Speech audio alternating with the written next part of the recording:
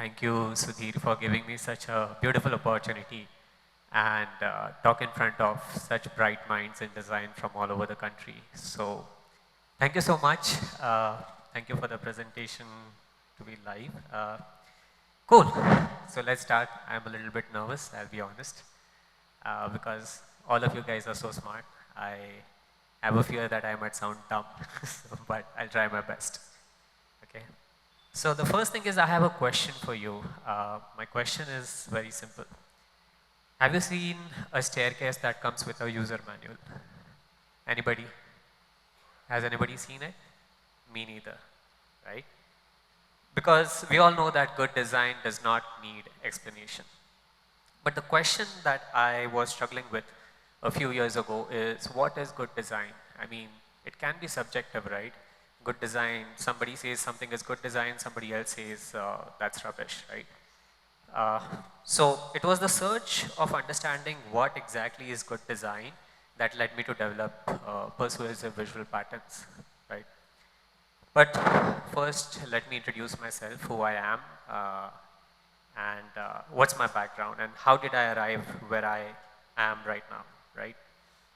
So I'm Prathamesh Krisang. I am a shopkeeper turned designer turned filmmaker turned marketer turned entrepreneur, right?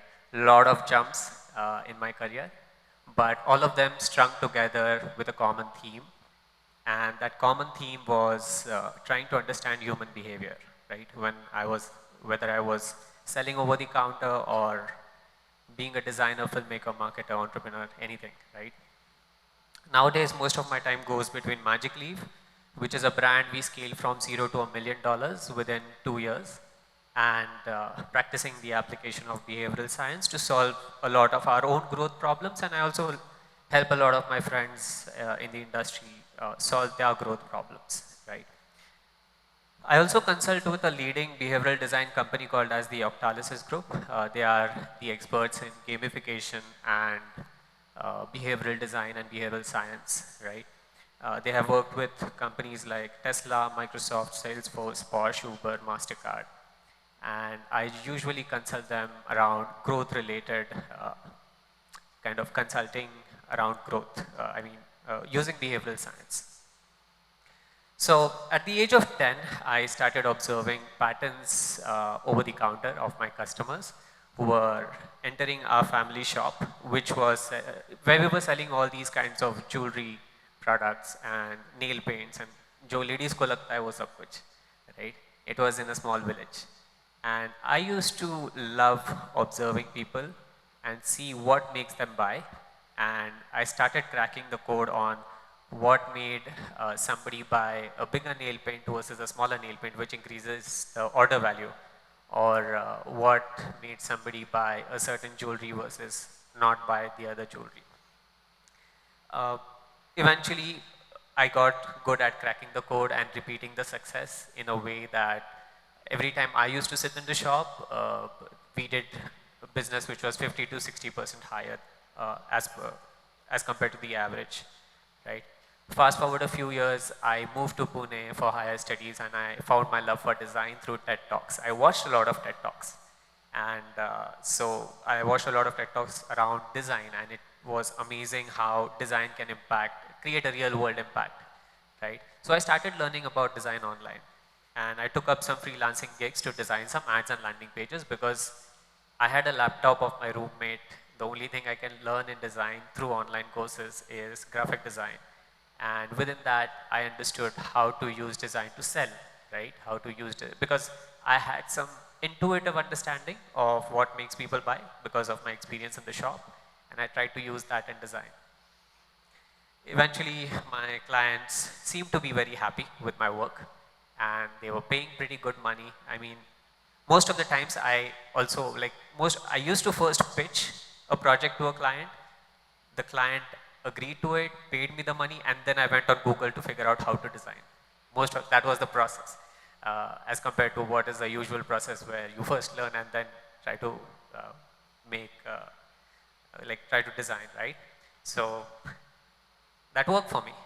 But what I did not know, and because more than a designer, I was an entrepreneur at heart since I was a child. what mattered to me was the results that my design created and not the design themselves. I was not so attached to it. So this was a big problem for me. Like, मैं जो भी बना रहा हूँ, is it helping the customers or not? Because most of the times, as all of us know, customers themselves don't understand what kind of design might work versus what won't work, right? So there was, and also like I tried to talk with the marketers who were using my design to, you know, market their products. They did not understand what was working and what was not. Sometimes things worked like out of the, you know, park, right? Like we just launched a certain ads and it started giving a lot of results. But I was not able to reproduce the same result for another client. And that was really troubling me. So as it happens with most design agencies, we decided to get into digital marketing, right?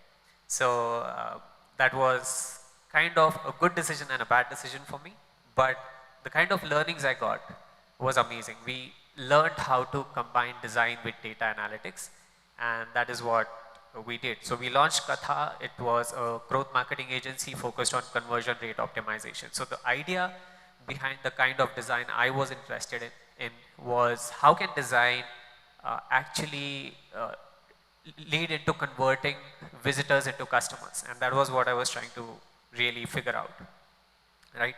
But there was a problem. I had a team which did not understand how design for conversion works. Like designers understood how design works, marketers understood how marketing works, but there was no bridge in between, right? That was the challenge I was trying to solve. And the knowledge that I had developed over time, which was very intuitive for me, I was really struggling to transfer it to my team and try to help them figure out, okay, what, like, ye karoge to ye work hoga, and all I could say is, I know it will work, I can't say why it will work, right? That was a big problem because designers, marketers, all of these folks are really smart. You can't tell them to just do it because I am saying it, you need to give them a reason why you should do it, right? That is the only way to get them to do good work, right? So while I was struggling and figuring this out, I stumbled upon a book that really changed the way I looked at design. And the name of that book was A Pattern Language, written by an architect named Christopher Alexander, not Nolan. He wrote this book in 1970s, right? I'm really surprised today when I ask architects about him. Very few people know about him. Right? So in the book, he explains what are these patterns. These patterns are recurring solutions to common design problems. These are patterns that he saw that people used in multiple different situations to solve the same kind of problems that occur while you are designing. This was in context of architecture, right? So he said that the design of any space, building or town can be improved when you apply a set of timeless design patterns. And he and his team ended up identifying about 253 patterns in architecture. And what he had a rule for these patterns, and the rule was these patterns need to be timeless. What does it mean? That you should be able to notice this or identify these patterns across different cultures in the world, across different regions in the world, and across different time scales. Like you should be able to identify those patterns in the Harappa and Mohenjo-daro ruins, as well as today's modern architecture. If you find such patterns, they are timeless. And if they are timeless, then there is a reason for them to exist, right? And that was something which really fascinated me. Here are a few examples that Christopher has written in his book, A Pattern Language. The first is a staircase. A staircase is a pattern that you see across different cultures, regions, and time scales. The first image you see is Machu Picchu. The second is the Colosseum in Rome. The third is the step wells in Rajasthan. And he says that staircase is a pattern which does not really need to be used only to go from first level to the next level. There are many different uses that a staircase could have. And that is how he looked at patterns. Like a pattern can have multiple use cases when you have that pattern thinking mindset, right?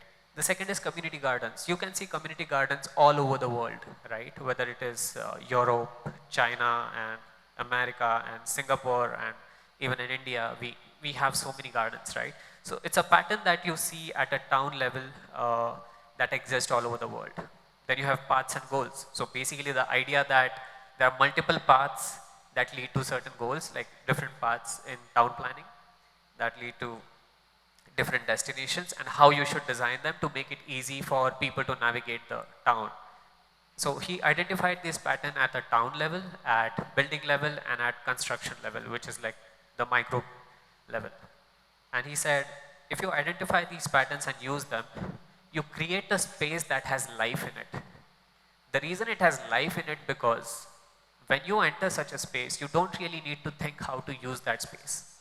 Remember the question, the first question I asked, have you ever seen a staircase that needs a user manual? It is, when you use these patterns, you end up building and developing designs that you don't really need to explain. They're just so easy to use, right? Private terrace facing the street. We see it all the time, right? It's something that is so deeply ingrained in our culture that we see people peeping out of their balconies and windows and terraces looking at the street. I mean, that's a pastime for so many people, right? Sacred sites. We see sacred sites all over the world, whether it is an Adivasi culture, which is untouched by human civilization, or whether it is highly developed country. We see sacred sites everywhere, right? So, turns out I was not the only one who got inspired by the idea of pattern thinking. There was another bunch of nerds in 70s who got inspired and built $1 trillion industry on top of these patterns. And that was the software industry. I mean, they got so inspired that today if you just search for design patterns on Google, the only search results you see is software design patterns, and the architecture design patterns don't even come close to the search results, right? Which was pretty unfortunate. And so this discovery led me to think, okay, how can I use this pattern thinking in communication design, which was something that I was very interested in and which could help me in my business, right? So that is how Persuasive Visual Patterns was born. So I started analyzing hundreds and hundreds of ads, landing pages, where I had the following criteria. The pattern should be timeless. It should be a recurring solution to a communication design problem. It should reduce the cognitive load of people who are looking at that piece of design. And the pattern should be self-explanatory. I should not need to explain the pattern to anybody, right? So 3 years and thousands of ads later, I ended up narrowing down on 36 recurring visual design patterns. And here are a few examples. The first one, left and right layout, very common. You can see this pattern being used hundreds of years ago in newspapers and even today on social media sites. You can use this to create a contrast between two ideas, whether the two ideas are before and after, or it is them versus us, or it is chaos versus order. Any kind of contrasting ideas you want to present, you can present it. What happens because of this? It is very low on your mental bandwidth, and all you do is just scan your whatever ad or landing page you have, and you get the idea of what you are talking about, right? Timeline. So timeline is another very beautiful, very usually recurring pattern that I have seen. The screen is turning off. Okay, timeline.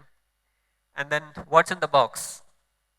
This is another thing. So why do people respond to what's in the box pattern is because most of the times I have seen certain companies just show the box and they don't show what is coming inside it.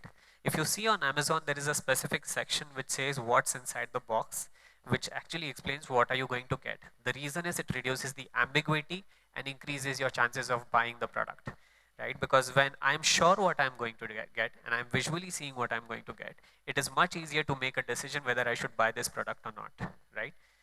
So this is what's in the box. Then there is exploded view, very common in physical products, very common in hardware products. You will see exploded view being shown by especially companies who put a lot of work in designing their physical products, electronic products, and then mechanical products. So you see this recurring, this pattern recurring across many different mediums. Superimpose sketch, Basically, you take a photograph and superimpose it with a sketch. Now, somebody could actually use visual effects and still create wings to that bottle, but it won't create the same effect, right? The same effect of additional imagination on top of an existing normal image. And that is where superimpose sketch can help you, right? So this is another example. One more example. But so how do you apply these design patterns for your projects as a communication designer, right? I mean, what I realized when I started compiling this library is it's good. I mean, I have 36 list of patterns. I show it to you, but how do I use it? Like, how will it really click to me that this is going to work? So Christopher Alexander recommends that you create a pattern language for a project that you're working on. What is a pattern language? So I'll give you an example for Magicleaf, which is my company, where we have used certain patterns repeatedly to give results. So the first pattern is show ingredients. So basically, it's very common in food products when you actually, and we tested this, right? When we just showed the bottle, it did not give good enough results. But when we combined the bottle with the ingredients, all of a sudden the conversion rate increased for us. You see this in many food product based companies, right? Then, in fact, the whole truth actually is based on this pattern, like that. This is the core pattern they use, right? Slide is not moving forward. Yeah. The second is product in action. Now, the product in action is very important. This is a principle of show, don't tell. Like, how does this product work in my daily life?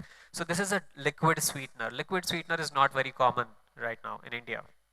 So we had to actually show the bottle the drops being poured in the cup of tea, which gives me a very clear idea that this is part of, this is how this product fits in my life. And this image and this pattern has been working for last 2 years consistently. Another example of how a certain product works. This especially works with products where people are not really sure how am I going to use this in my day-to-day life. This is another product, a payment app. So the payment device POS system, right, which directly connects with your phone and you can swipe the card.